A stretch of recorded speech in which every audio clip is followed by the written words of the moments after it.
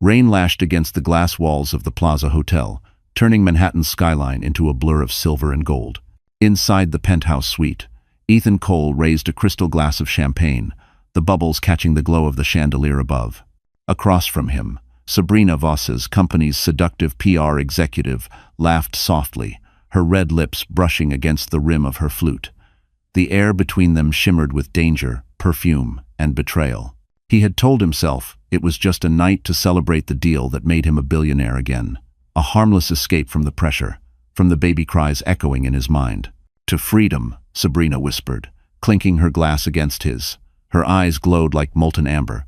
Ethan didn't realize that, in that moment, freedom came with a price far beyond his wealth. His phone buzzed on the marble counter. A text from Clara's wife appeared briefly on the screen.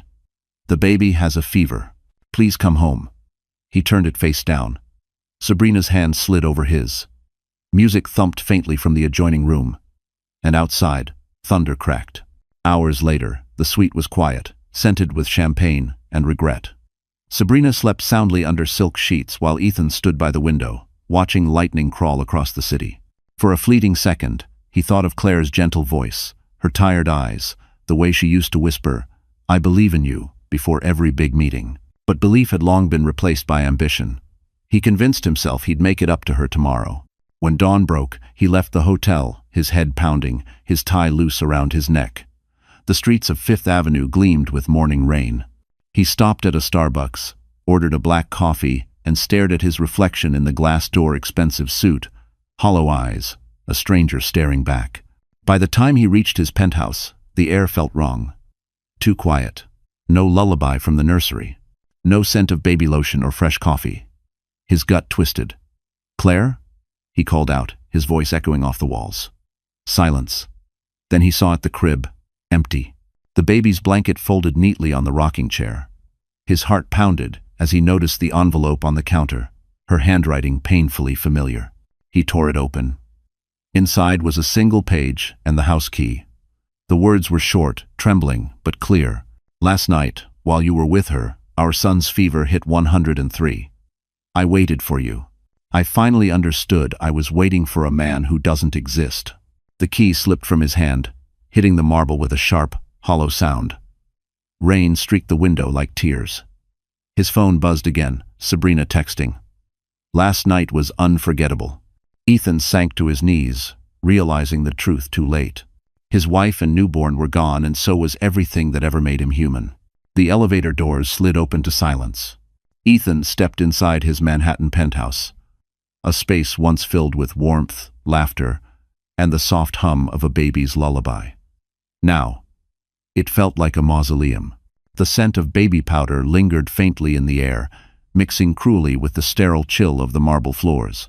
His expensive shoes clicked with every step, echoing through the emptiness that surrounded him. "Claire." His voice trembled. No answer. Only the low hum of the refrigerator and the distant rumble of thunder. He called again, louder this time, but the only reply was the hollow echo of his own voice. On the dining table sat a baby bottle half filled with milk, cold and untouched. Next to it, a framed photo of the three of them taken just 2 weeks ago in Central Park. Claire's smile was soft, tired, but radiant. Ethan's hand rested proudly on her shoulder. He remembered that day vividly. She had joked about how he never changed diapers. And he'd laughed, promising he'd start tomorrow. There would be no tomorrow. Not anymore. Panic surged through him. He grabbed his phone, dialing her number again and again, straight to voicemail. He called the hospital, no recent admissions. Called her best friend, no answer. Every second felt heavier, as if the walls were closing in. He stumbled into the nursery, a place Claire had painted herself in pale shades of blue and cream. The rocking chair creaked slightly, swaying from the draft of the open window. On the dresser, her wedding ring gleamed beside a folded note. The handwriting was hers, calm, deliberate, final. "Don't look for us. You've already chosen who you are." His breath caught. For the first time in years, Ethan Cole, the man who conquered New York's skyline, felt powerless. He sank onto the nursery floor, clutching the note. The city that once bowed to him now loomed like an indifferent giant beyond the glass. A knock startled him. He opened the door to find his assistant, Brian, holding a tablet. "Sir, we've got a problem," he said cautiously. "The press just published a piece about last night. Photos. You and Sabrina at the plaza." Ethan froze. "What?" Brian turned the screen toward him. Headlines blared. "Real estate tycoon celebrates with mystery woman while wife cares for newborn." Beneath it, a photo of Ethan and Sabrina laughing, champagne glasses raised, the city glowing behind them. His stomach twisted. Within minutes, his phone erupted, calls from investors, board members, journalists. His empire trembled. Years of reputation undone overnight. Sabrina had promised discretion, but she had also filmed everything. He could already hear her voice from the night before, sweet, practiced, dangerous. "Relax, Ethan. No one has to know." Now, everyone did. He stumbled toward the liquor cabinet and poured himself a glass of whiskey. His hands shook so badly the liquid splashed onto the counter. On the floor near the door lay a small blue sock, his son's. He picked it up, pressing it to his face, the smell of baby powder hitting him like a blade. For a moment, he imagined Claire standing there, whispering softly, "He needs you." But all he heard was the echo of his own choices. A storm gathered over the city, lightning streaking across the skyline like judgment. His reflection in the glass window looked foreign eyes, bloodshot, tie undone, face hollow. Ethan Cole had built skyscrapers, bought senators, and bent markets to his will. But now, he couldn't even find his wife. And somewhere, deep inside, he knew. This was only the beginning of his punishment. Morning light spilled through the tall windows of Sabrina Voss's luxury apartment on Fifth Avenue. The place smelled of vanilla candles and victory. She sat cross-legged on a cream sofa, scrolling through her phone as headlines about Ethan's scandal exploded online. Her lips curled into a smile. "Poor Claire," she whispered mockingly, stirring her oat milk latte. She never understood what kind of man she married. Ethan stood near the floor-to-ceiling window, his jaw clenched, staring down at the city that once worshipped him. Every news outlet was running the same story. Billionaire Ethan Cole's secret night at the plaza. Photos of him with Sabrina at the bar, laughing, touching her hand. His board was calling non-stop, his investors demanding an explanation. "This is your idea of discretion," he snapped. His voice echoed off the marble floors. Sabrina didn't even flinch. "Relax, Ethan. The media forgets faster than they forgive. A few donations. A few interviews about mental health and pressure. You'll be the misunderstood genius by next week." He glared at her, feeling a surge of disgust. "You don't get it. Claire's gone with my son. Do you understand that?" Sabrina finally looked up, feigning sympathy. "You told me she was fragile. Maybe she finally broke." His hand slammed against the wall. "You think this is funny?" She smirked. "I think it's ironic. You wanted freedom, didn't you? Well, now you have it." Her phone buzzed, and she tilted it toward him. It was a message from an anonymous source. "Offer stands. $500,000 for the footage." Beneath the text was a blurred thumbnail, Ethan, shirtless, kissing her shoulder at the plaza. He froze. "You recorded me?" "Insurance, darling," she said smoothly, setting the phone aside. "You're not the first man to promise forever and deliver betrayal. I've learned to protect myself." He took a step toward her, rage flashing in his eyes. "Delete it." "Or what?" she whispered, standing up to meet his height. "You'll hit me? Threaten me? You might have scared your wife with that billionaire tone, but I'm not her. I'm the one who knows what you look like when you're weak." Ethan's breath came hard. He turned, pacing the room, running both hands through his hair. Every second near her felt poisonous. His phone rang. It was his CFO. He answered quickly, voice tight. "Ethan," the man said nervously, "we have a situation. Someone just sold insider documents to Holt Capital. They're preparing a hostile takeover. We're bleeding shares by the minute." "Holt?" Ethan muttered. "Raymond Holt?" "Yes. And there's more. The documents came from your private server. It was accessed under Sabrina Voss's credentials." Ethan's gaze snapped toward her. Sabrina was smiling calm, almost proud. "You sold me out," he said in disbelief. She shrugged. "Business, baby. Holt offered me protection and options. You offered me lies." He stared at her as the realization hit. Claire hadn't been the only one planning an escape. He'd been living in a web spun by every lie he'd ever told. He grabbed his jacket, heading for the door. "This isn't over." Sabrina's voice followed him like silk and venom. "Oh, it's over, Ethan. You just haven't accepted it yet." The elevator doors closed behind him, trapping his reflection in mirrored walls, his tie askew, his face pale, eyes burning with fear. For the first time in his life, Ethan Cole wasn't the predator. He was the prey. And as the elevator descended, he knew one thing with icy certainty. Sabrina Voss had just destroyed him exactly the way he had destroyed Claire. Rain turned to sleet as Ethan Cole's black Mercedes roared through the night, its headlights cutting across empty highways leading north. The windshield wipers beat like a frantic heartbeat. For 3 days, he hadn't slept. Every mile he drove felt like a confession. Somewhere beyond the frozen horizon was Claire, and the child he'd never truly met. He gripped the steering wheel until his knuckles turned white. His phone, mounted on the dash, displayed the last trace of her credit card use, a bookstore in Portland, Maine. She had always loved bookstores. The small, quiet ones where people still spoke softly, like faith wasn't extinct. He remembered once teasing her for buying paperbacks instead of reading on her iPad. "Some things are worth feeling in your hands," she had said. He hadn't understood then. He did now. The city lights of Portland appeared in the distance, muted, fog-drenched, indifferent. He parked outside a brick bookstore called Harbor Pages and stepped into the cold, salt-scented air. Inside, a woman with silver hair looked up from the counter. "Can I help you?" she asked. He flashed a photo of Claire on his phone. "She was here 3 days ago. Did she say where she was going?" The woman hesitated, eyes softening. "She had a baby with her. Bought a few books. Goodnight Moon, and a copy of Women Who Run with the Wolves. Paid in cash. Asked about rentals near the coast." Ethan's chest tightened. Did she leave a number? She didn't. But she looked determined. Like someone who wasn't coming back. He left the store, snow falling heavier now, coating the street in silence.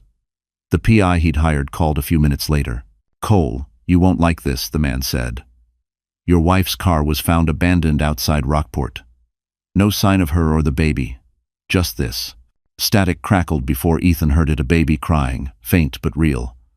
Where did that come from? Dashcam footage from a local delivery truck. Time stamped the same night she disappeared. She was talking to a man before getting into another vehicle. The plates are untraceable. A man? Ethan's pulse spiked. Who? We don't know yet. But whoever he is, he's smart. Every digital footprint of hers vanished an hour after she met him. Bank accounts emptied, phone wiped, GPS disabled. She didn't just leave, Cole. She erased herself. The call ended, leaving Ethan alone with the sound of wind howling off the Atlantic. He looked out toward the black waves crashing against the rocks, realizing that Claire hadn't run in fear. She had planned this. Someone had helped her. Back in Manhattan, the world was feasting on his downfall. Sabrina had leaked another video clip, him whispering in her ear at the plaza. "The wife's asleep, baby," he'd said in that recording. A phrase now plastered across every tabloid headline. His board voted to remove him permanently. His accounts were frozen. Reporters camped outside his penthouse, shouting questions about Claire's disappearance. He ignored them all, staring at the single clue he had left, a baby sock found in her SUV. He kept it in his pocket now, like a confession he couldn't escape. At midnight, a new email appeared in his inbox. No sender, no subject line. Just one sentence. "You taught me that power can destroy everything. Now you'll learn what it feels like to lose it." Attached was a photo. Claire standing on a cliff by the sea, wind whipping her hair, their baby bundled in her arms. She looked strong, free, untouchable. Ethan's throat tightened. For the first time in his life, the man who had conquered Manhattan realized he might never win her back. Long before Ethan Cole became the ruthless name flashing across business magazines, he was just a broken man lying in a hospital bed, staring at ceiling tiles he couldn't count. 7 years earlier, a car accident had left him with 2 fractured ribs and a shattered collarbone. The night it happened, he'd been driving too fast through Manhattan rain, furious after losing a deal. Fate, cruel and calculated, had brought him to Mount Sinai Hospital and to her. Claire Morgan. She wasn't like the women Ethan was used to. No designer heels, no champagne laughter. Her hair was tied up in a messy bun, wisps falling across her forehead as she checked his IV. She smelled faintly of lavender and antiseptic. "You're lucky," she said, her voice calm but firm. "The car's totaled, but your heart's still beating. Try to keep it that way." He'd smirked through the pain. "You always talk to your patients like this?" "Only the arrogant ones," she replied, scribbling notes on his chart. For the first time in years, someone looked at him and didn't see money or power. She saw a man bleeding, scared, and stubborn. During his 3-week recovery, she became his anchor. They'd talk at night when the city outside went quiet. She told him about her childhood in Vermont, how she'd lost her mother to illness, how she worked double shifts to pay nursing school. He told her nothing about business, just his dreams of one day building something that mattered. On his last day, he tried to give her an envelope with cash, a thank you for her kindness. She pushed it back. "You can't buy gratitude, Mr. Cole. Some things you just feel." He'd watched her walk away, that quiet confidence burning into his memory. Months later, he showed up at her hospital with flowers and a simple request: coffee. She hesitated but said yes. That coffee turned into dinners, laughter, and long walks through Central Park. By the next spring, she was Mrs. Claire Cole. In the early years, their love was something sacred. They lived in a modest apartment on the Upper West Side, eating Chinese takeout on the floor, laughing about nothing. She used to draw little hearts on his napkins before he left for work. "Don't forget why you started," she'd whisper. But the higher Ethan climbed, the less he looked down to see who was holding the ladder. Now, sitting in the dark of a roadside motel in Maine, he replayed those memories like a confession reel. He could almost hear her voice. "You can't buy gratitude." The same woman who once healed him was now the one destroying him with surgical precision. His phone buzzed again, another blow. His attorney texted, "Your wife withdrew your name from the joint trust fund." The transfer went through to a C. Morgan Foundation.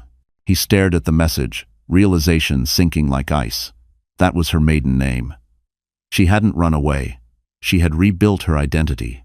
She'd learned from the man who taught her everything about control and turned those lessons against him. He poured another drink, but the whiskey burned like truth. The woman he'd once saved had become the one saving herself. A knock echoed through the motel's thin walls. Ethan froze. He opened the door to find a package lying on the floor. No return address. Inside was a single photograph, Claire smiling, holding their baby in front of a small clinic by the ocean. On the back, in her handwriting, "You once said you wanted to build something that mattered." "I did." The photos slipped from his hand as his chest tightened with a pain deeper than guilt. The morning after receiving Claire's photograph, Ethan Cole woke to the sound of his own breathing. Shallow, restless, human. The motel room was dim, smelling of damp carpet and stale whiskey. He hadn't slept. Guilt had replaced exhaustion as his companion. On the nightstand sat the photo of Claire and their child, both smiling under gray skies, framed by a hand-painted sign, Harbor Clinic. He picked it up again, studying every line of her face. There was something new in her eyes. Strength. A quiet, unshakable kind of power he'd never seen before. It terrified him. His phone buzzed. Sabrina's name flashed on the screen. He ignored it. It buzzed again, then again, until he finally answered. "What do you want?" he growled. "Relax," Sabrina purred. "Just checking in. You've gone off the grid. Bad for business." "There is no business anymore," he snapped. "Oh, there's always business," she said. "Especially when there's a child involved." Ethan froze. "What did you say?" Sabrina's tone shifted, soft, deliberate. "You think you're the only one with secrets, Ethan. You think your wife's the only woman who can disappear." He gripped the phone tighter. "If you're implying what I think you are—" "I'm not implying," she interrupted. "I'm telling you, I'm pregnant." Silence swallowed the line. It felt like a bullet had gone off behind his ribs. "That's impossible," he said quietly. "You're lying." "Maybe," she said, her smile audible through the phone. "But imagine what the tabloids would do with this story. Disgraced billionaire impregnates mistress while wife vanishes with newborn. It writes itself, doesn't it?" Ethan's knuckles whitened around the phone. "What do you want?" "A settlement," she said smoothly. $5 million. I'll disappear. Keep quiet. and the world never needs to know you're a monster twice over. He laughed bitterly. You really think I have that kind of money left? Holt's bleeding me dry. Lure. Oh, I know, she said. Which is why I also took the liberty of sending our little video to him. Let's just say he pays better than you do. The line went dead. Ethan stared into the cracked mirror above the sink. His reflection looked unfamiliar. Hollow eyes, days-old stubble, a suit that had once cost $3,000 now hanging loose on his frame. He saw the man Claire used to love, buried under arrogance and greed, and hated what stared back. A notification blinked across his phone. Breaking news. Raymond Holt expands holdings. Acquires Cole Realty subsidiary. It was official. The empire he built from nothing now belonged to the man who had once begged him for a job. The man who, rumor said, had dated Claire before she met Ethan. The world, it seemed, had a cruel sense of irony. Later that night, a knock came at his door. He opened it expecting reporters. Instead, it was a courier holding a brown envelope. No name, no return address. Inside, a single sheet of paper read, "You built your kingdom on betrayal. Now watch it crumble, one lie at a time." Attached was a flash drive. He plugged it into his laptop. Dozens of files appeared, board communications, financial transfers, evidence of insider trading. Sabrina's voice played faintly over the first recording. He doesn't care who he ruins, Raymond. Just make sure he never breathes the same air as her again. Ethan's stomach turned. His sins had come full circle. Every lie he'd told now had a voice. Every secret a witness. As he sat there, face lit by the glow of the screen, he realized the cruelest truth of all. He wasn't just betrayed. He had trained his betrayers. The enemy in his mirror had multiplied. Snow fell in thick, silent sheets outside the window of Ethan's motel room. The world beyond was white and unforgiving, like a blank page daring him to start over. He hadn't eaten in 2 days. Every call to his lawyer ended in another loss. Frozen accounts, seized assets, a pending federal investigation for insider trading. The empire that once bore his name now belonged to Raymond Holt. But the pain that cut deepest wasn't financial, it was the silence. No word from Claire, no sound of his child's cry, just an empty phone screen, mocking him with nothingness. He sat at the edge of the bed, head in his hands, when an email notification blinked across the laptop screen. The sender field was blank. The subject read, "Stop looking for her." Ethan's pulse quickened. He clicked it open. "She's safe. She doesn't need your apologies or your money. Keep searching, and I'll bury every secret you've ever hidden. You taught her to survive. She's learned better than you think." Below the text was a single attachment, a photo. Claire stood on a cliff overlooking the ocean, bundled in a dark coat, the baby in her arms. Behind her, a man stood slightly out of frame, broad shoulders. Familiar stance.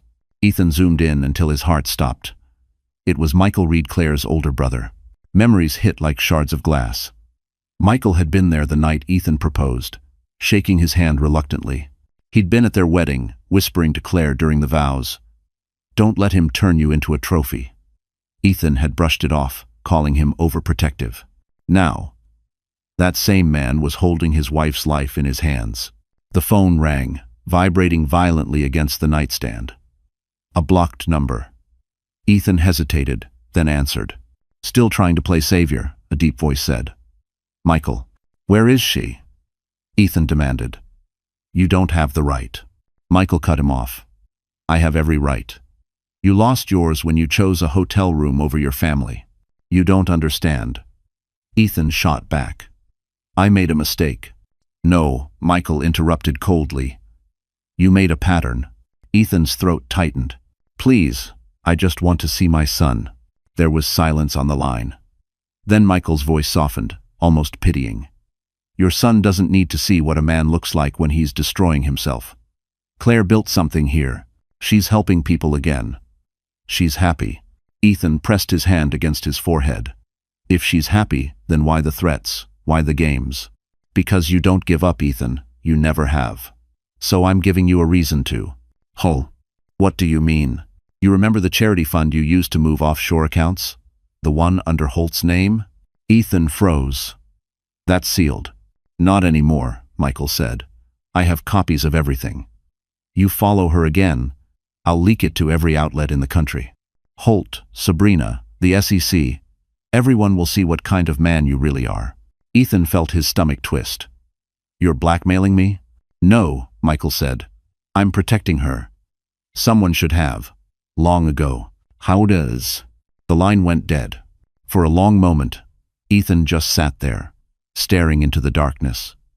The only sound was the wind rattling the thin windows. He finally understood. Claire hadn't disappeared out of fear. She had escaped under protection.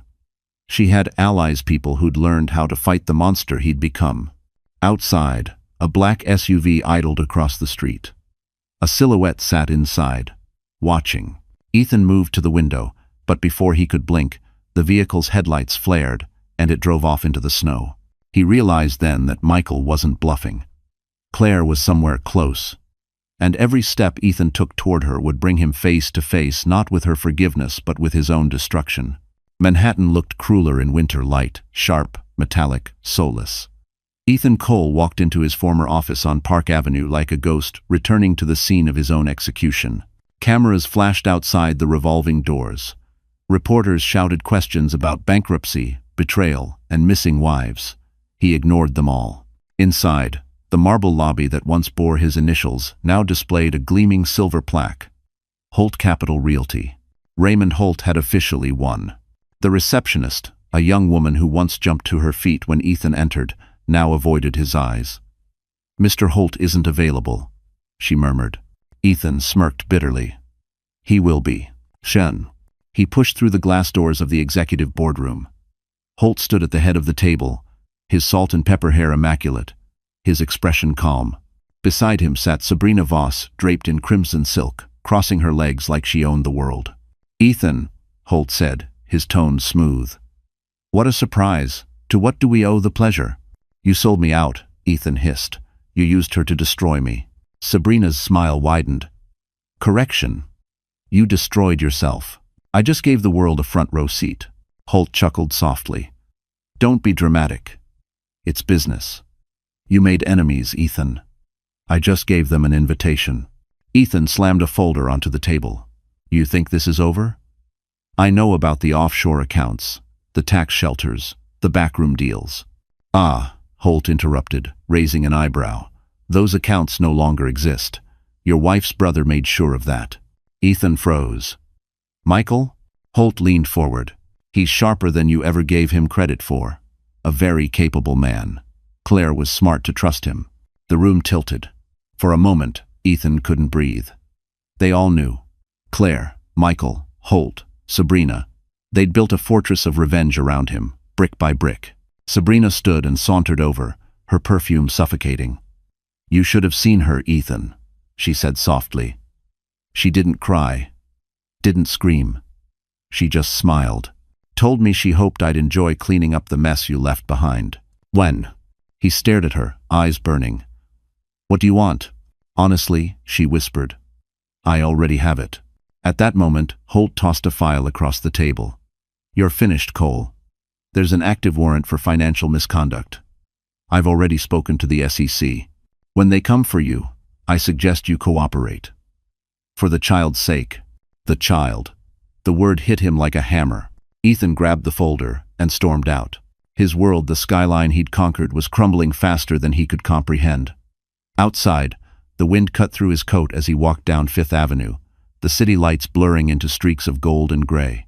He reached for his phone, desperate for something familiar, someone to trust. There was only one contact left worth calling. He dialed Claire's old number.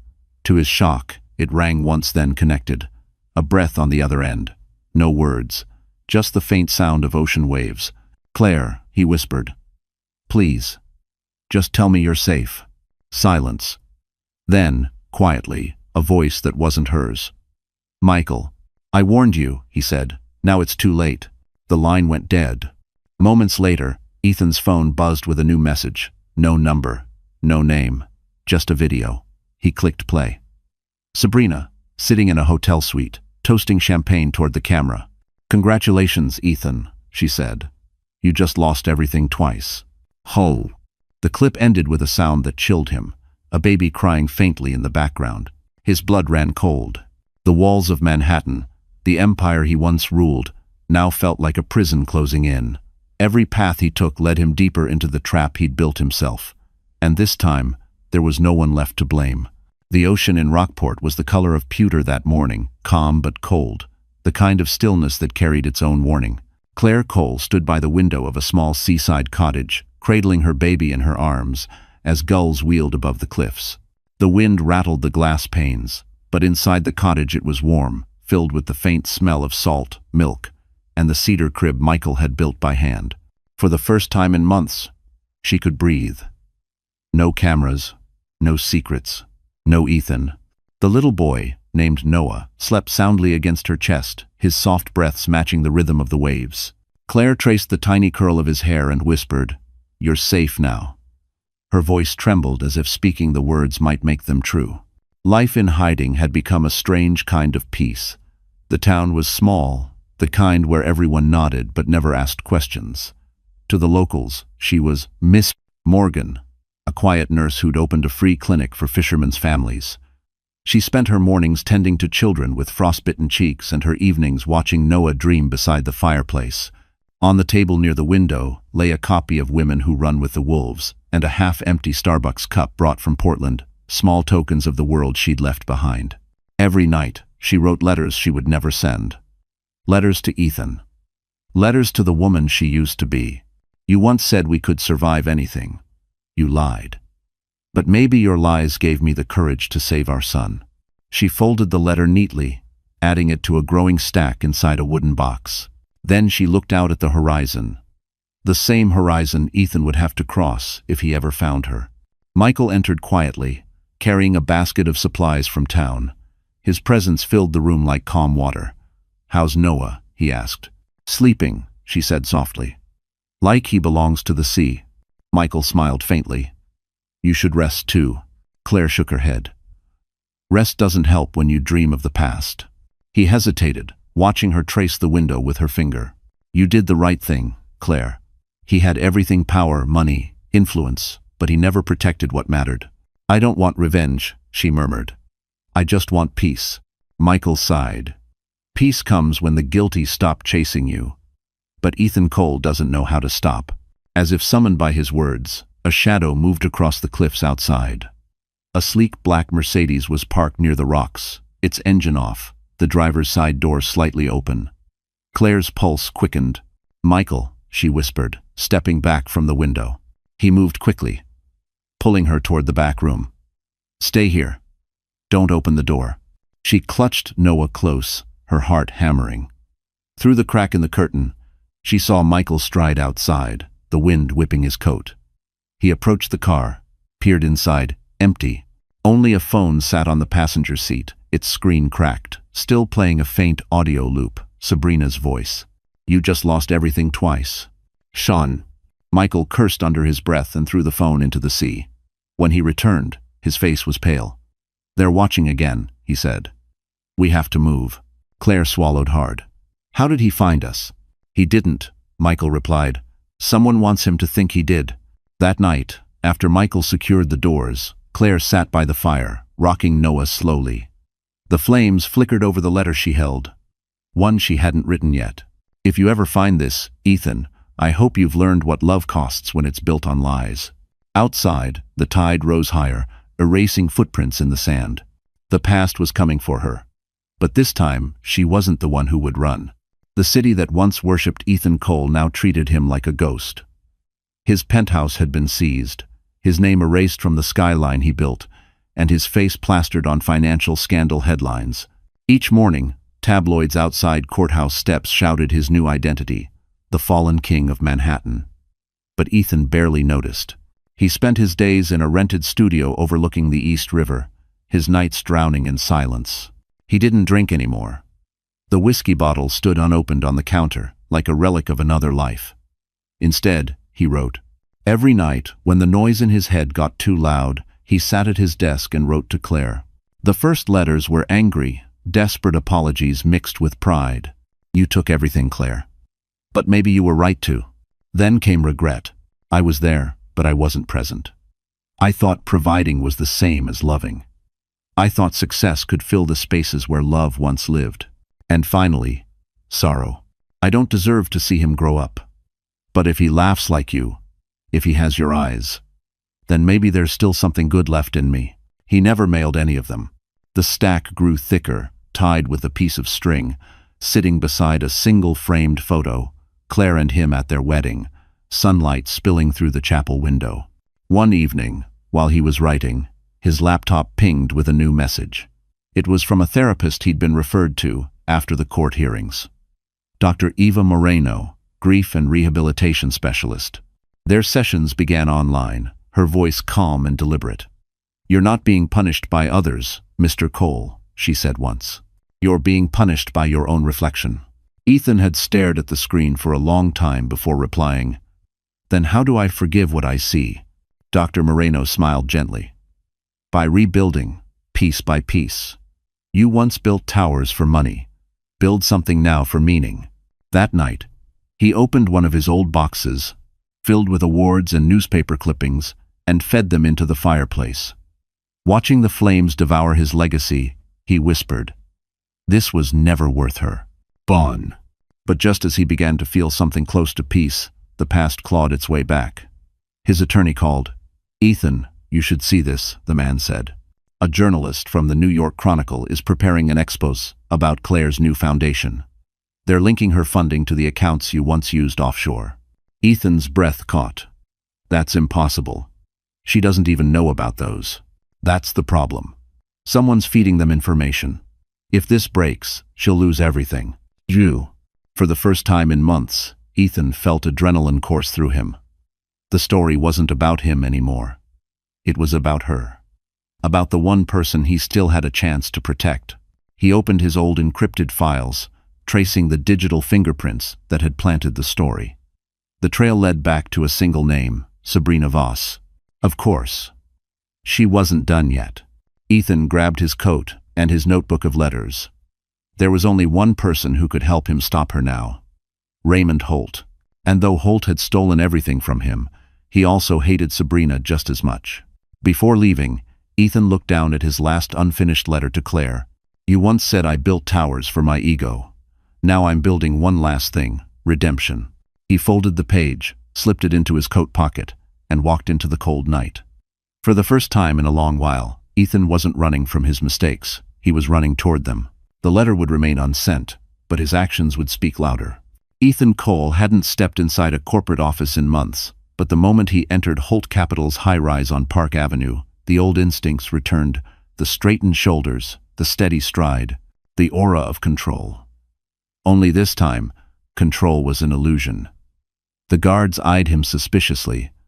His once respected name now lingered in the business world like a curse. He was here to face his greatest enemy, and maybe to save the only person who had ever mattered. Raymond Holt's assistant led him into a glass-walled boardroom. Holt stood at the far end, hands in his pockets, watching the snow fall over Manhattan. His suit was flawless, his calm unnerving. "You're either brave or desperate to walk in here, Cole," he said without turning. "Maybe both," Ethan replied. "But this isn't about us anymore. It's about Claire." "Shul." Holt finally faced him, one eyebrow raised. "You mean the woman you broke?" Ethan swallowed hard. "Someone's trying to destroy her foundation. They're linking her to my old offshore accounts. If the story goes public, she'll lose everything she's built." Holt studied him for a long moment, then smirked. "You sound sincere. That's new." "I'm not asking for forgiveness," Ethan said. "I'm asking for help." Holt poured 2 glasses of whiskey and handed him one. "You're too late. The leak didn't come from me. It came from Sabrina Voss." Ethan's grip tightened. "She's working with someone." Holt nodded. "A senator's aide. They're blackmailing each other, using you as collateral. Sabrina's demanding $5 million to bury the evidence. Typical of her." Ethan's stomach twisted. "If this goes live, Claire's name will be dragged through the mud. She doesn't deserve that." Holt leaned closer, voice low. "Neither did I, when you stole her from me 7 years ago." "Bull." The words hit harder than Ethan expected. "You think I planned any of this? I think you were blinded by ego. But maybe, Holt hesitated, swirling the whiskey. Maybe you finally learned what it costs to be human. Then, help me, Ethan said quietly. Not for me, for her. Holt sighed. I'll make some calls. But if Sabrina's bluffing, she won't stop until someone stops her for good. Ethan left the building with his pulse pounding. Holt's words echoed in his head.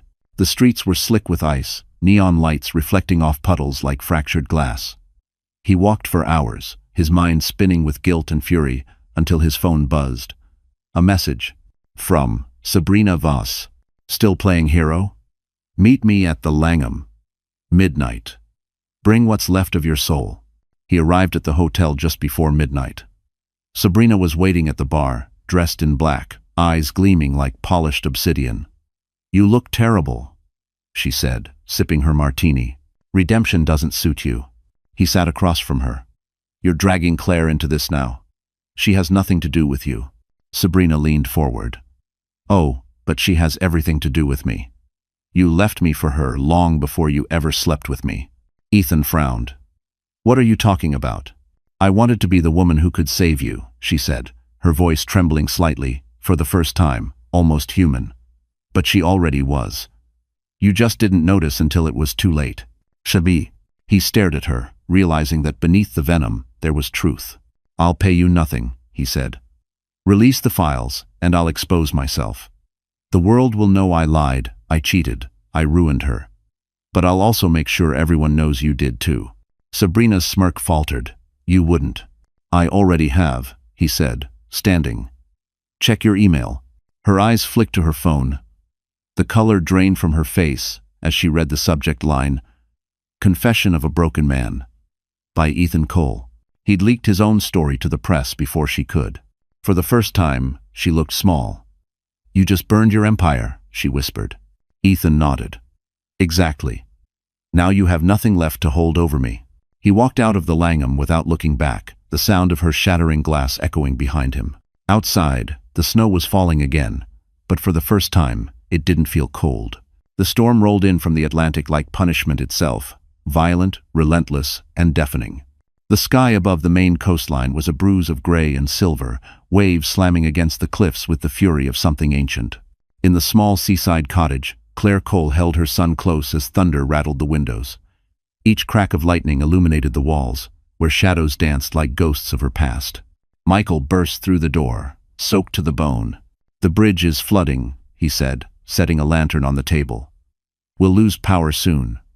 I've called the town, but the roads are already closing. Claire tried to stay calm, but the baby was crying, a sharp, frightened wail that pierced through the howling wind. She rocked him gently, whispering, It's okay, Noah. Mommy's here. Yet even as she said it, she wasn't sure she believed it. The lights flickered once, twice, and went out. Darkness swallowed the room. The only sound was rain hammering the roof. Michael lit the lantern, the golden glow trembling in his hand. We'll have to ride it out, he said. The generator's down. Claire nodded, clutching Noah tighter. How bad is it? Bad enough that no one's coming until morning. He looked at her, hesitating. You should get some rest. But sleep was impossible. Every gust of wind sounded like a warning. Every creak of the wood reminded her that danger had a way of finding her, even in the most hidden places. She sat by the window, staring at the ocean that had both sheltered and imprisoned her. Then, in a flash of lightning, she saw it. Headlights cutting through the rain, a car crawling along the flooded road. Michael, she whispered. Someone's out there. He joined her at the window, his face tightening. No one should be driving in this, not unless. The sentence died on his lips. The car turned into their driveway, tires hissing on wet gravel. Claire's heart slammed in her chest. She recognized that shape, sleek, black, unyielding. The Mercedes. Michael grabbed his coat. Stay here, he ordered. Claire didn't move. Her hands trembled as she watched him disappear into the storm. Minutes felt like hours. The rain pounded harder, leaking through the roof. Then came shouting, muffled, distant, but unmistakable. Michael's voice. She laid Noah gently in his crib, then ran to the door. The cold hit her like knives as she stepped into the storm, the wind nearly knocking her off her feet. Lightning split the sky, and for a moment, she saw them. Michael standing inches from another man, fists clenched, rain pouring down their faces. Ethan. He looked nothing like the man she remembered. His hair was longer, his clothes soaked and torn. The arrogance was gone, replaced by something raw. Desperation. "Claire," he shouted through the roar of wind. "Please." Michael blocked his path. "You shouldn't be here." "I needed to see her," Ethan cried. "I didn't come to take her away. I just needed to know she was alive." Claire's voice broke through the chaos. "Why now, Ethan?" He turned toward her, eyes shining with a grief she didn't recognize. "Because I finally understand what I destroyed. I don't want forgiveness. I just want to help you if you'll let me." Tomane. Another bolt of lightning struck nearby, shaking the ground. The wind screamed louder, and suddenly, the cottage roof gave way with a cracking sound. Michael grabbed Noah's crib as debris flew. Claire screamed, reaching for her son. Ethan lunged forward, shielding them both with his body, as part of the ceiling collapsed behind him. When the storm finally began to fade, the three of them sat huddled in the corner, soaked, shivering, but alive. Noah's small hand reached up and grabbed Ethan's soaked shirt, holding tight. For the first time, Claire didn't pull him away. Morning broke pale and fragile after the storm. The sea was calmer now, though broken branches and debris littered the shore. Inside the damaged cottage, the smell of wet wood and smoke lingered. Claire sat by the fireplace, her son wrapped in a blanket against her chest. Across the room, Ethan stood silently, drying his hair with a towel. The bandage on his arm was fresh. He'd been cut saving them from the collapsing roof. Michael leaned against the wall, glaring at him. "You shouldn't have come," he said flatly. Ethan's voice was low but steady. "You think I planned to show up in a hurricane? I didn't even know she was here until the road signs disappeared behind me. I just drove north until I couldn't anymore." Michael scoffed. "And what? You thought you'd show up, play the hero, and she'd forget everything you did." "Stop," Claire said quietly. Both men turned toward her. Her voice shook, but her eyes were firm. "No more fighting. Not here. Not in front of him." She looked down at Noah, who had fallen asleep against her shoulder. "He's seen enough storms already." Ethan took a step closer. "Claire, I didn't come for pity or forgiveness. I came because I needed to face what I did, to see what I destroyed." "So." She looked up at him, her face pale in the morning light. "Destroyed is the right word," she said softly. "Do you know what it's like to sit alone with a newborn, praying a fever will break while your husband's phone goes to voicemail? Do you know what it's like to realize the man you trusted would rather be seen with someone else than hold his child?" Ethan's voice cracked. "Every day since, I've replayed that night. Every call I ignored, every lie I told. I don't deserve your forgiveness, I know that. But please, let me at least help now. Let me be a father to him." Michael stepped forward. "You think you can just walk back into her life and play dad? You're lucky I haven't thrown you back into that storm." Ethan didn't flinch. "You don't have to like me. Just let me try to do one thing right." Claire's eyes glistened. "You can't undo what's been done." He nodded slowly. "No. But maybe I can stop more pain from coming." He reached into his coat and pulled out a folder, soaked but intact. "Sabrina's trying to destroy you. She's feeding the media false information about your foundation. She's tying it to my old accounts. I came to warn you before it's too late." Michael grabbed the folder, flipping through the pages. "This could ruin her." Claire's face paled. "She's doing this to hurt me?" Ethan shook his head. "To hurt me. You're just collateral damage. Just teen." For a moment, silence filled the room except for the crackle of the fire. Claire stood and walked toward him, her bare feet silent on the wood floor. "You could have sent a lawyer. You didn't have to come yourself." "I couldn't let someone else protect you again," he said simply. Something in his tone broke her guard, if only for a second. He looked exhausted, his once proud shoulders slumped, his hands trembling slightly. This wasn't the man who had abandoned her for luxury. This was a man stripped bare of everything but regret. Michael's voice softened. "If this leak goes public, the feds will investigate her too." Ethan nodded. "That's why I need to go back to New York. I'll take the blame. I'll sign whatever confession they want. She and the baby stay untouched. Claire blinked back tears. You'd ruin yourself for us? He smiled faintly. That's the easiest decision I've ever made. Paulin. Outside, the gray sky began to clear, light spilling through the broken window. Claire watched him leave the cottage and walk toward his car, the ocean wind whipping through his hair. For the first time, she didn't feel hatred, only the ache of something that still refused to die. The drive back to Manhattan took Ethan 10 hours through endless gray rain. Every mile felt heavier, a countdown to whatever reckoning waited at the end of the road. Holt had warned him. Once he confessed, there would be no going back. But Ethan wasn't thinking about his empire anymore. He was thinking about Claire, a trembling voice, her eyes filled with both fury and something dangerously close to compassion. When he reached the city, the skyline didn't feel like home. It looked like judgment. His old penthouse, once a beacon of wealth and pride, now sat dark and empty. He checked into a cheap hotel on the Lower East Side and spent the night drafting a confession, one that would clear Claire's name and expose his own crimes. He wrote slowly, deliberately. I, Ethan Cole, acknowledge that I falsified company accounts to protect my personal holdings. The Claire Morgan Foundation had no knowledge or involvement in these transactions. Any accusations against Claire Cole are the result of my deceit alone. When he finished, he signed it and stared at the page until the ink blurred. The next morning, he handed the confession to a journalist from the Chronicle. Print it, he said. Everything. The woman looked startled. You're sure? This will destroy what's left of your reputation. It's already gone, he replied. But maybe it'll give her a chance to live. By noon, the story was everywhere. Ethan Cole confesses to financial fraud, exonerates wife. The same networks that once celebrated his rise now devoured his fall. Reporters camped outside the courthouse, his name trending alongside words like shame and betrayal. That night, he sat on a park bench near the river, the city lights reflecting in the black water. His phone buzzed with dozens of messages, lawyers, former partners, old friends begging him to retract his statement. He ignored them all.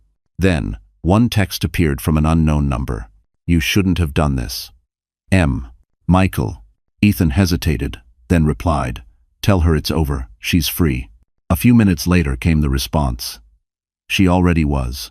He closed his eyes, breathing in the cold wind that cut through his coat. Somewhere, he hoped Claire was asleep, her son safe beside her. That thought alone made the ruin worth it. But the universe wasn't finished with him yet. Just past midnight, his phone rang again. This time, it was the hospital in Rockport. The nurse's voice trembled. Mr. Cole, your son was admitted an hour ago. High fever, severe infection. Mrs. Cole requested you be notified. Ethan's blood ran cold. Is he Fenny? He's stable, but it's critical. The nearest pediatric surgeon is in Boston. We're arranging emergency transport. He didn't think. He just ran. 6 hours later, he was in the hospital corridor, disheveled, out of breath, and terrified. Through the glass window of the small intensive care unit, he saw Claire sitting beside Noah's bed, holding the boy's hand. The machines beeped softly, fragile reminders of how thin the line between life and loss really was. She looked up when she felt his presence. Their eyes met through the glass. For the first time, there was no anger, only exhaustion, fear, and something deeper neither could name. He pushed open the door, and Claire didn't stop him. He walked to the bedside and gently touched his son's tiny arm. Hey, little man, he whispered. It's Dad. Noah stirred slightly, his eyelids fluttering. Claire's voice was soft but unsteady. He kept calling for you in his sleep. Ethan swallowed hard. I'm here now. The doctor entered, explaining the situation in a rush. Noah would need immediate surgery. Ethan turned to Claire. Let me handle it. I'll pay for everything. Please, just let me do this one thing right. Frym. She nodded slowly, tears spilling over. Just don't disappear again. He met her gaze. Never. That night, Ethan stayed awake beside the hospital bed, his hand over his son's. Every beep of the monitor was a reminder of the life he almost lost twice. And for the first time in years, he prayed. The surgery lasted 4 agonizing hours. Ethan paced the corridor outside the pediatric operating room like a man awaiting his own verdict. Every second that passed was punishment for years of selfishness. Through the glass wall, he could see the faint outline of his son's small body under bright surgical lights, a sight that reduced him from Titan to nothing but a father praying for mercy. Claire sat nearby, hands clasped, lips trembling in silent prayer. The same woman he'd once left crying alone in their penthouse was now the strongest person in the room. When she finally spoke, her voice was barely above a whisper. They said the infection spread fast. If we'd come any later. She stopped, unable to finish. Ethan lowered himself into the seat beside her. He's a fighter, he said softly. He gets that from you. Claire didn't look at him. He almost didn't make it because of you. If you hadn't, he interrupted gently. I know. Then quieter. I know, Claire. For a long moment, the only sound was the rhythmic hum of hospital machines. Finally, the surgeon emerged, fatigue etched on his face. He's stable, he said. The operation was successful. He'll need time to recover, but your son's going to be okay. The relief was so sharp it almost hurt. Claire broke down, covering her face with her hands. Ethan exhaled shakily, his shoulders trembling. Thank you, he whispered, but the doctor had already moved on to the next emergency. When the nurse allowed them inside, Noah was asleep beneath soft white sheets, his tiny chest rising and falling slowly. Claire sat by his bedside, stroking his hair. Ethan stood behind her, his hands in his pockets, afraid to breathe too loudly. He looks like you when he sleeps, she said quietly. Ethan swallowed hard. Then I'll make sure he never becomes like me when he wakes. That night, as Claire rested her head against the bed, Ethan slipped out of the room. He found the hospital chapel, a small, dim space lined with flickering candles. He wasn't a man who prayed, but now he knelt, the cold tile beneath him grounding the moment. If you let him live, he whispered, take whatever's left of me instead. It wasn't a deal. It was surrender. The next morning, sunlight cut through the blinds. Noah was awake, small fingers reaching toward the light. Claire smiled through her exhaustion. Ethan stood at the foot of the bed, watching silently. When she caught his gaze, she said softly, "You didn't have to stay." "I wanted to," he replied. "I needed to." "Well." Claire studied him, her eyes filled with something uncertain. Not forgiveness, not yet, but the first flicker of understanding. "He'll need physical therapy, medicine, time," she said. "I'll take care of it," Ethan answered. She shook her head. "You've already lost everything. You don't owe us anything." He smiled faintly. "Maybe not. But I owe him everything." Over the following weeks, Ethan remained in Maine. He volunteered at the hospital, quietly donating under anonymous checks. He rebuilt the clinic's storm-damaged roof himself, hammering nails into the wood with blistered hands. The townspeople, once wary of the stranger with haunted eyes, began to nod when he passed by. One afternoon, Claire found him painting the fence outside the cottage, sleeves rolled up, sun glinting off his arm. "You're not the man I married," she said, crossing her arms. Ethan paused, lowering the brush. "I know. You're trying too hard." He turned toward her, eyes steady. "No, Claire. I'm trying just enough." For the first time in years, she smiled. Small, reluctant, but real. As she turned back toward the house, he whispered to himself, piece by piece. Because redemption, he was learning, didn't come all at once.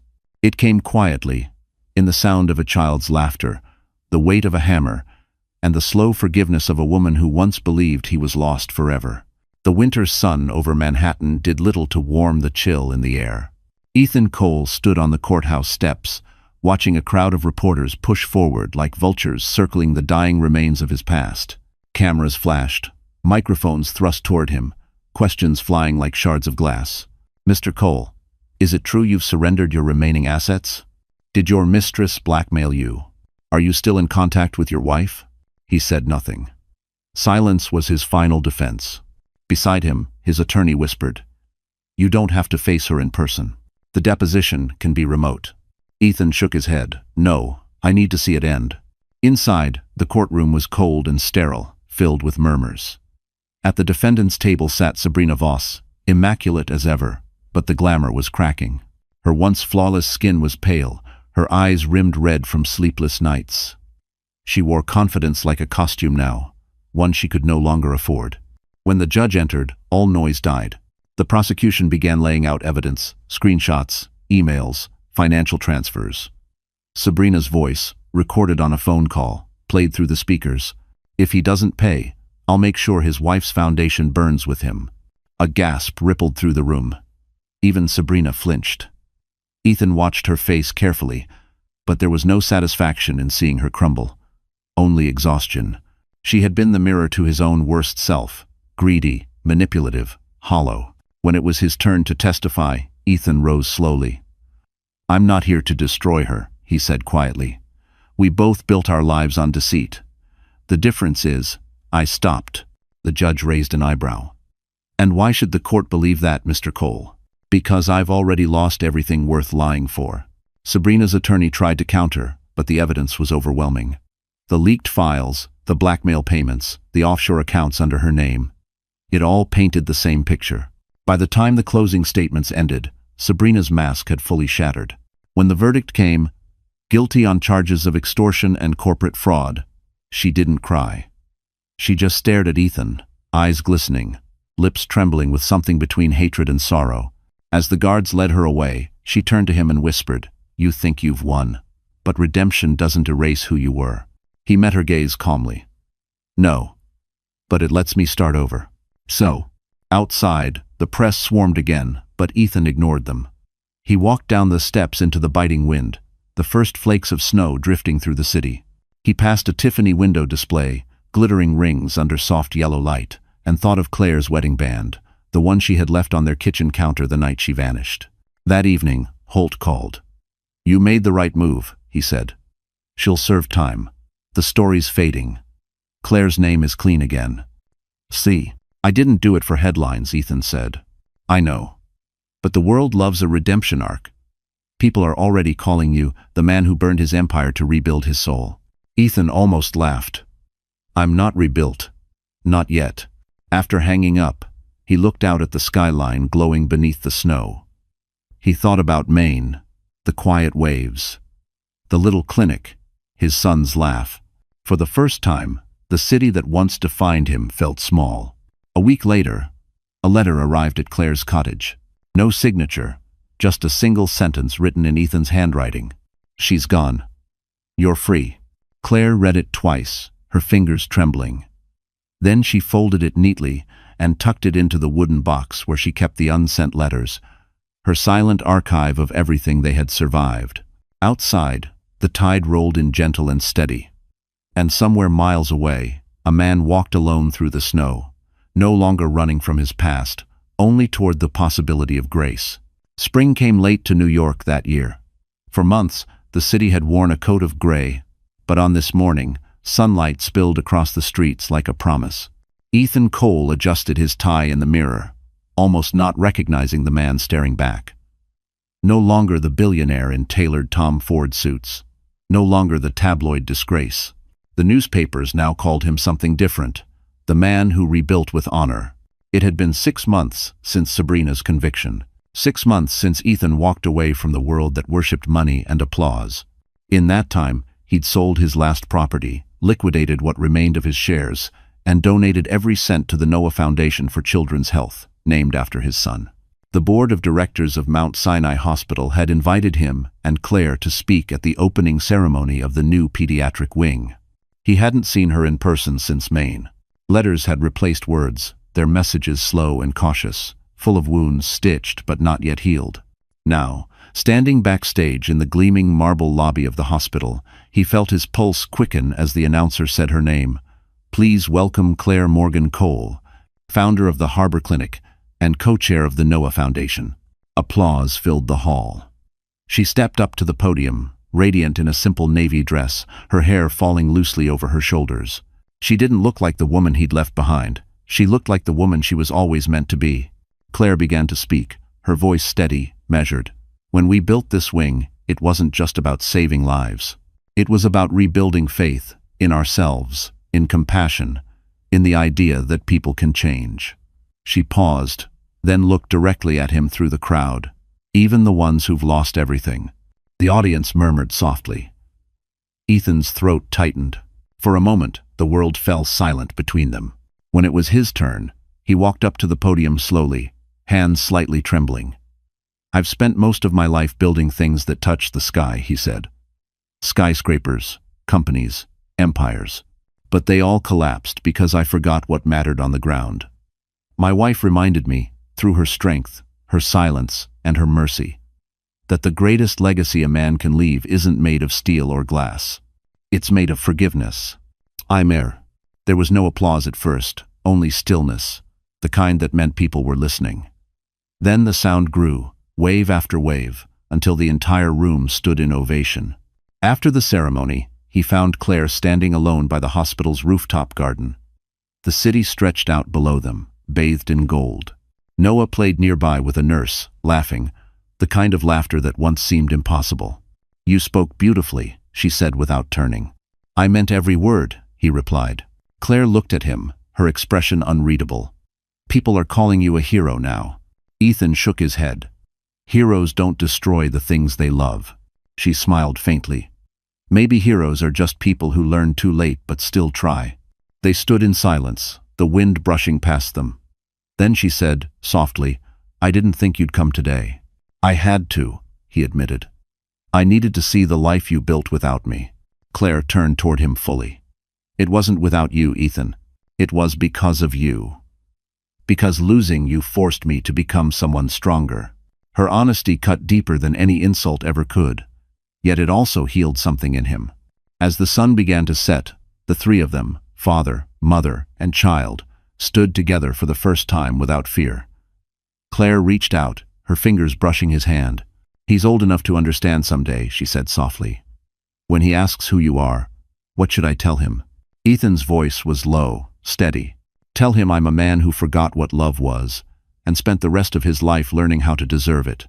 The air outside Mount Sinai Hospital shimmered with spring warmth, the kind of New York morning that smelled of fresh coffee and second chances. Banners rippled in the breeze above the grand entrance. The Noah Cole Pediatric Wing, a new beginning. Cameras flashed, journalists clustered near velvet ropes, and a crowd of donors murmured with anticipation. Ethan stood in the lobby, straightening the cuff of his modest navy suit. Gone were the luxury brands, the gold watch, the arrogance that once defined him. The man in the mirror now carried quiet strength, and the faint lines of someone who had paid in full for his mistakes. He had been invited, not as a CEO, but as the man who helped fund a vision born from regret and rebuilt with purpose. "Mr. Cole," a volunteer said, handing him a program. "You'll be seated in the second row, Mrs." Cole insisted. For a moment, he froze. Mrs. Cole. Hearing the name spoken aloud struck something deep and fragile inside him. He nodded silently, following the usher toward his seat. At the front of the room, Claire stood behind a podium, her calm presence commanding attention. Dressed simply in ivory, she looked like light personified. Steady, strong, untouchable.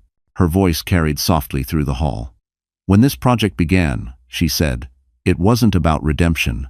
It was about healing, for children, for families, and maybe even for ourselves. Pain can destroy you, or it can teach you how to rebuild. We chose the latter." Applause rippled through the crowd.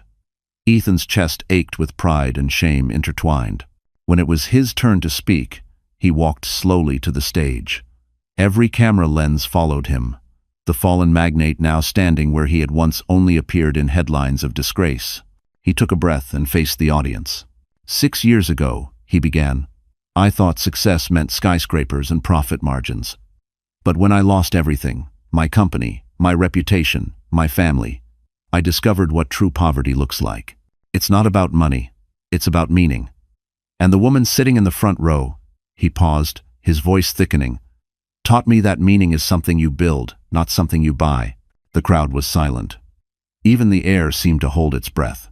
"I stand here today not as a businessman," he continued, "but as a man who's learning to be a father, a partner, a better human. The Noah Foundation isn't about my redemption. It's about hers, the woman who had every reason to hate me, but chose to help the world instead." When he stepped away from the podium, the applause that followed was thunderous, not for his words, but for the sincerity behind them. Later, as the ceremony ended, Ethan found Claire standing in the rooftop garden overlooking Central Park.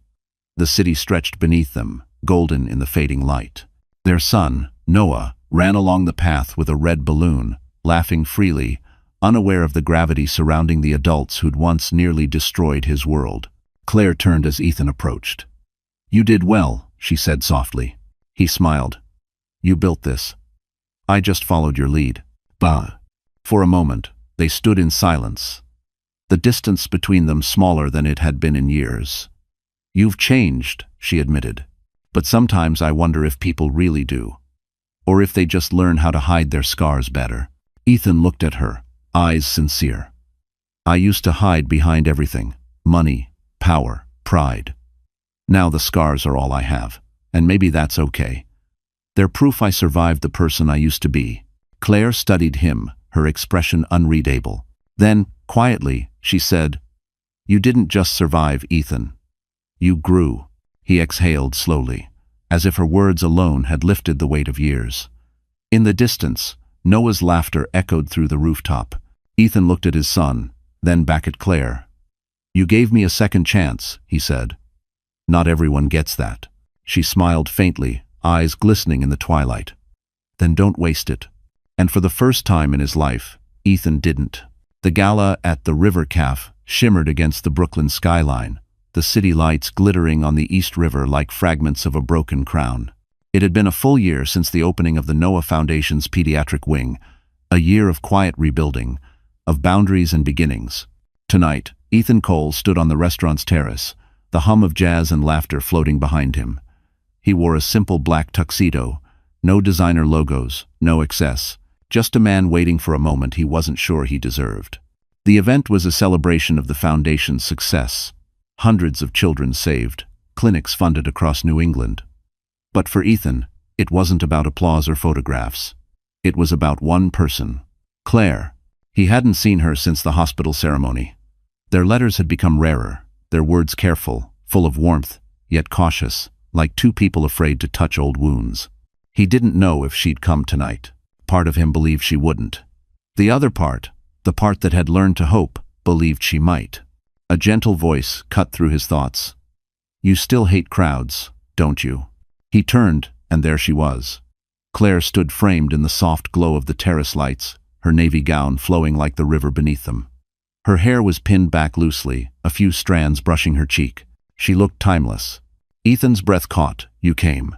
"I almost didn't," she admitted. "But then I remembered what this place means." He smiled faintly. "The River Cafe. Our first anniversary dinner. You said it felt like floating between two worlds, the city behind us, the water beneath us. And I told you," she said with a small laugh, "that one day you'd have to choose which one you wanted to live in." Ethan stepped closer, his eyes soft. "I finally did." She looked at him for a long moment before speaking. "You look different, older, wiser," she said simply. They walked along the terrace railing, the distant hum of traffic blending with the sound of waves lapping against the pier. Inside, a jazz singer crooned softly about second chances. "How's Noah?" Ethan asked quietly. "Happy," she said. "He loves the ocean. Michael teaches him to fish every weekend. He still keeps that little wooden car you made him by his bed." Ethan smiled. "I'm surprised it's still in one piece." Claire turned toward him, her voice softening. "He asks about you sometimes." His chest tightened. "What do you tell him?" "I tell him his father's learning how to be a good man." He swallowed hard. "Am I?" She didn't answer right away. Instead, she reached into her clutch and handed him an envelope. "Read this later. It's from Noah." Ethan looked down at it, the uneven handwriting, the faint smudge of a child's thumbprint. He held it like something sacred. Claire's eyes met his. "He doesn't remember what happened between us. He just knows you built a hospital for kids like him. That's what matters now." Ethan took a deep breath. "And what about you, Claire? What matters for you?" She hesitated. "Peace. I didn't think I'd ever find it. But watching you rebuild, not for attention, not for power. Maybe that's part of my peace too." They stood close now, the city glowing behind them, the night humming softly around their silence. "I don't expect anything," Ethan said. "Not forgiveness, not another chance. I just wanted to see you happy. Claire smiled, a single tear glinting in the light. You don't have to expect it. Sometimes life surprises you. At that moment, Noah appeared at the terrace door, holding a red balloon and grinning wide. Mommy, look, they have chocolate cake. Claire laughed, bending to kiss his forehead. Go ahead, sweetheart. Noah ran off again, his laughter echoing through the night. Ethan watched him go, eyes shining with quiet awe. Claire looked back at him. He's waiting for you, you know. He wants his father at his next school event. Ethan's voice cracked. If you'll let me. She nodded, smiling through tears. We both will. As the city lights reflected on the river, Ethan realized this wasn't a fairy tale ending. It was something better. It was real. The morning after the gala, New York felt different, softer somehow, as if the whole city had exhaled. The clouds parted, spilling sunlight over Central Park, and the air carried that first fragile whisper of spring. Ethan Cole walked down the familiar paths lined with budding cherry trees, his hands deep in his coat pockets, his heart heavier and lighter all at once.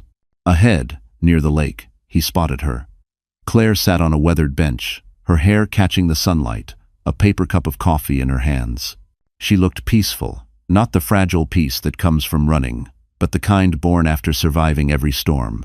Beside her, Noah knelt by the water, tossing breadcrumbs to ducks, his laughter echoing through the still air. Ethan paused for a moment, simply watching them. The scene was so simple, so pure, it almost hurt. For years, he'd imagined moments like this, not the grand gestures or luxury vacations, but mornings that felt honest, mornings that felt like home. Claire turned, sensing his presence before he spoke. You're early, she said, smiling faintly. I didn't sleep, he admitted. Guess I didn't want to miss this. He sat down beside her, careful to keep a respectful distance. The silence between them wasn't tense anymore. It felt earned.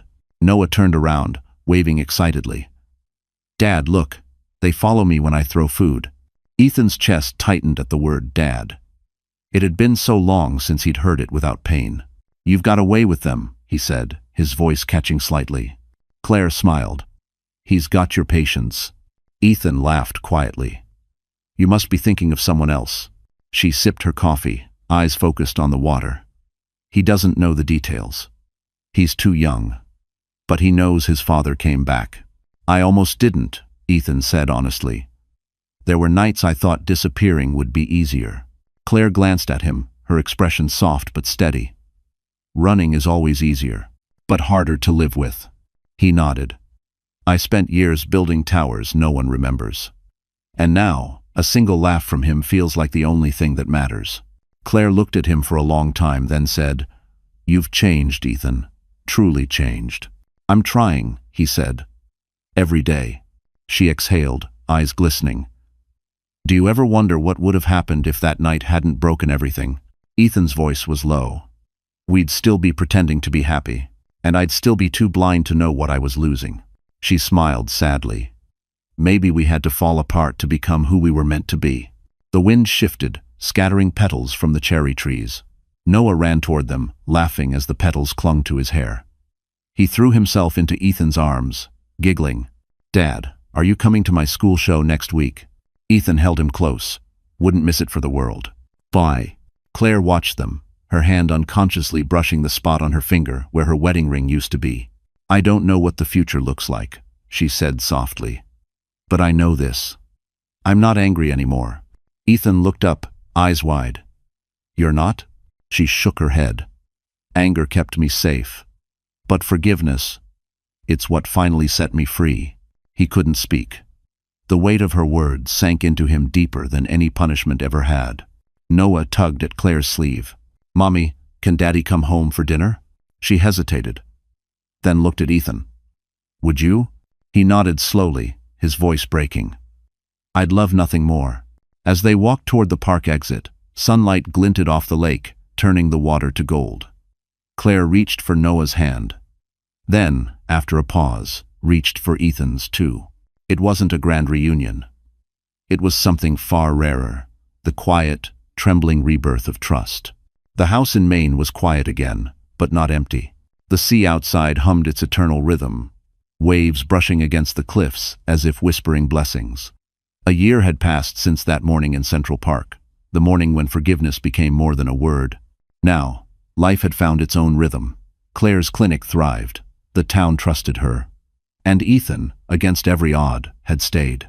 He'd bought a small house near the harbor, nothing like the penthouses he once owned.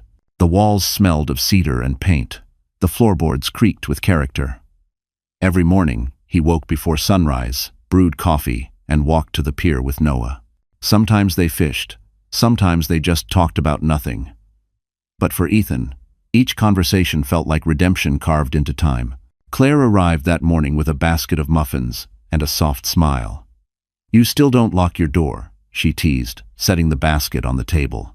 Ethan grinned. "Guess I like the idea that someone might walk in." She shook her head, half smiling. "You've changed, Ethan Cole." He poured her coffee into a worn ceramic mug. "For the better, I hope." "For the quieter," she replied, taking a sip. "I didn't think you'd ever learn how to sit still." He leaned against the counter, watching her. "Maybe I just needed a reason to." The morning sunlight poured through the windows, painting everything in gold. It felt like the kind of peace neither of them thought they'd earn.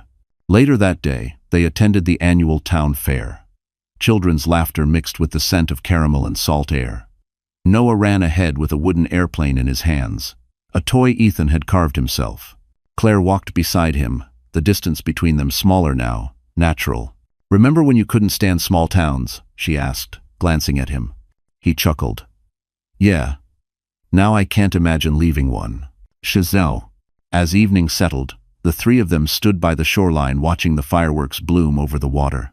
Claire's hand brushed his lightly. He didn't move, afraid the moment might break. "Do you still miss it?" she asked. "The city, the power, the noise." He shook his head. "No. I used to chase applause. Now I chase quiet. And I've learned quiet can be loud in all the right ways." She smiled, turning her eyes back to the sky. "You sound like a poet." He laughed softly. "No, just a man who ran out of excuses." A burst of gold lit up the waves, reflecting across her face. She looked at him, her expression unreadable but tender. "You've done more than change, Ethan. You've healed. Only because you let me try," he said. For a while, they didn't speak. The fireworks faded, leaving behind the steady whisper of the sea. Noah ran toward them, laughing, his small hand gripping theirs. "Mom, Dad, can we stay up and watch the stars?" Claire smiled. Just for a little while. They spread a blanket on the sand, the three of them lying beneath a sky stitched with constellations. Noah fell asleep first, his head resting between them. Claire turned her gaze to Ethan. "Do you ever think about the night it all started?" He nodded slowly. "All the time. But I don't hate it anymore. Because it brought me here." She looked at him, really looked at him, and for the first time in years, her eyes softened with something that wasn't guarded. "Maybe," she whispered. "We needed to lose each other to find ourselves." Ethan reached out, his hand covering hers. "And maybe," he said, his voice barely above the waves, "we were never really lost, just waiting to come home." The tide moved closer, kissing the edge of the blanket, as if sealing their words in salt and light. Above them, a final streak of gold crossed the sky. Fleeting, but bright enough to believe in again. So, that's how our story ends. If you're still here, my friend, then something in this journey must have touched you. Maybe not the drama, but the quiet truth behind it. Because at its heart, this wasn't just about betrayal, loss, or redemption. It was about what Marcus Aurelius once wrote: "The soul becomes dyed with the color of its thoughts." Ethan learned that no empire, no wealth, no power can heal a heart that refuses to face itself. But when we finally stop running, when we dare to stand still and take responsibility, healing begins. Maybe you, too, have a storm you're trying to survive. Maybe forgiveness feels impossible right now. But remember what the Stoics taught. Pain isn't punishment. It's preparation. We grow stronger not by escaping what broke us, but by learning how to rise from it. So if this story moved you, even a little, give it a like. Share it with someone who needs hope. And subscribe to stay with us for more stories that remind you. No matter how far you fall, you can always rebuild, one honest step at a time. Because redemption, my friend, is never too late. It just begins the moment you decide to begin again.